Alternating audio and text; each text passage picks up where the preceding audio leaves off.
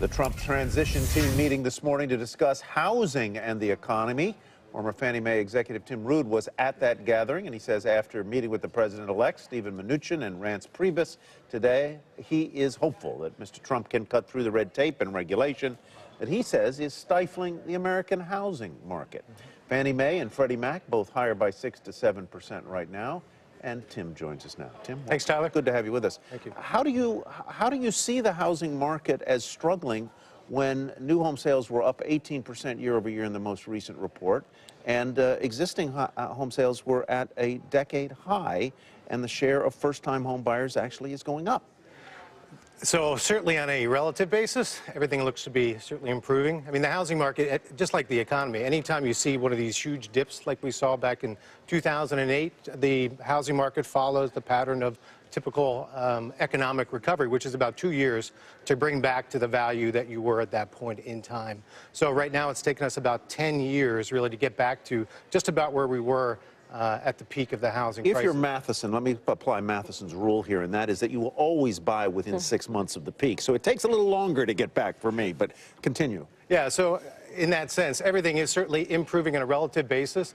I think what you're seeing the market react to, and certainly seeing people positively respond to, is that the housing market has really recovered largely because of low interest rates and demographics. I mean, so you got 310 million people in the country, and they've got a bias towards living indoors. So, I mean, there's really not that much more radical than that. Point. But, I mean, it certainly hasn't been because there's been any kind of stimulus for the mortgage industry or for the actual real estate building industry. Maybe we don't need it if housing's coming back and it's selling at record or decade highs. It just depends on what you're measuring, right? So if you look at the home ownership rate, it's at a 50-year low. And if you see that, think about first-time home buyers, millennials, that are now finding themselves in, obviously, rental properties, you know, once they get out of their parents' basement. But in these rental properties, they're paying 30% more than they would for a purchase price.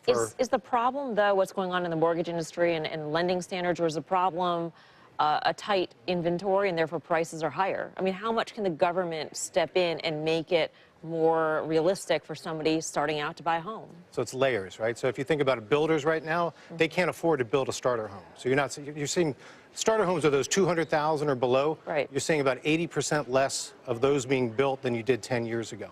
And really one of the major issues is that $85,000 is the actual cost for compliance and regulatory issues to build a house. That's just that. If you look at originating a mortgage, so right now if that same lender, then somehow you found a builder willing to do it and you found a buyer who had enough cash that they could actually get into that property, to ask a lender to go in and lend on that property, right now it costs them about $8,000. It's cost prohibitive. I'd love to get to Fannie and Freddie, maybe we will, but I do want to get to your meeting this morning. It was this morning? Yeah. What was it like? It was fascinating. You know, I was sitting through this thing. I mean, the cast of characters was really something to behold. You're sitting there with the person of the year. Yeah. It's no Nobel Prize, right? But it came up a million short than President Obama. But it was something. I mean, you're going from, you know, Mark Burnett to billionaires, politicians, and then you got the My Pillow guy, Mike Lindell. I was like, holy, tapping me when you say the My Pillow guy. Because it was so fantastic. And My Pillow guy was there? Yeah, it was really great. Why? I don't know. Apparently, he's a huge supporter. He's a big Republican. I didn't know that. Well, it was big, well, now I'm very comforted. welcome advertising. Now I'm comforted that the pillow got comforted. There's one of those puns you're talking about. Yeah. On a serious note, was one of those characters Steven Mnuchin? Yes. Do you know Steven? I don't. I do not. But have you had a chance to speak with him? I have not. No. I listened to him. So he spoke today. Priebus spoke today. Mostly Donald Trump. Okay. Well, listen. There's been a lot of criticism around Steven Mnuchin. Maybe you want to dodge this question, but I'm going to ask it anyway. Because of IndyMac, foreclosures, the government picking up the losses, a lot of people very critical of Steven Mnuchin's handling during the housing crisis, effectively profiting from the foreclosure on many families. Yeah. How do you respond to that? Why should we not be worried about Steven Mnuchin as Treasury Secretary? Well, I mean, so he inherited, he purchased a financial institution that had IndyMac. Delinquent borrowers, right? I mean, so he didn't create a circumstance that put those people in that, for whatever economic circumstances they chose or weren't able to make those payments. The government was in a situation where it needed to find a buyer. I mean, that was during the housing crisis.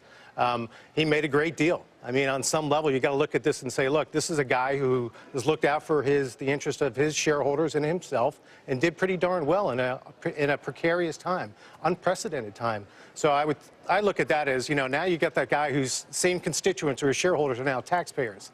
That could be really good when you're looking at working out the Fannie and Freddie Mac situation. You think they should be removed from government ownership? They're an indentured That's what Mnuchin wants to do. I think they should. I mean, it's indentured servitude. It's about the least American thing I've ever seen, having the situation where you have privately owned companies and the government comes in and nationalizes 80% of them but takes 100% of the profit. Yeah. There's a huge opportunity there. The government's going to miss that money, though, if it goes away. Yeah. Tim, thanks very much for being with us. Tim Rood.